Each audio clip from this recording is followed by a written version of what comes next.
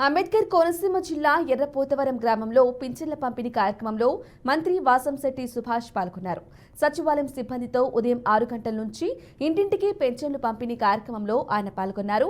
కూటమి ప్రభుత్వ హయాంలో ప్రజలందరికీ ఇచ్చిన హామీలు అమలు చేస్తూ సీఎం చంద్రబాబు మహోన్నతమైన ఆలోచనతో ముందుకెళ్తున్నారని మంత్రి అన్నారు.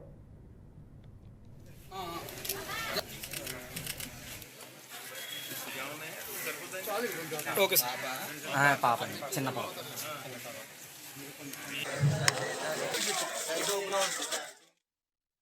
రూపాయలంటే పూర్తిగా కుటుంబానికి అవసరమయ్యే అమౌంట్ ఈరోజు మరి ఆ బాధ్యతలకు అందజేస్తున్నారు. అలాగే పాక్షికంగా ఈ యొక్క కిడ్నీ పేషెంట్లకు కానీ ఇతర ఈ పెరాలసిస్ పేషెంట్లకు కానీ 10,000 రూపాయలు అందజేయటం, అలాగే ఆ కుటుంబ పోషణకు సరిపడే అమౌంట్ అని మనం చెప్పవచ్చు.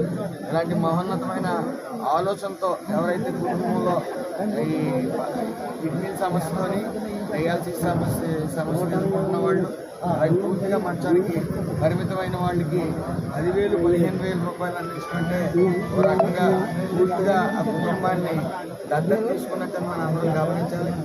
అలాగే ఇంటికి అందజేస్తామన్నప్పుడు ప్రతిపక్షం వాళ్ళు చాలా ఎగతాళి చేశారు.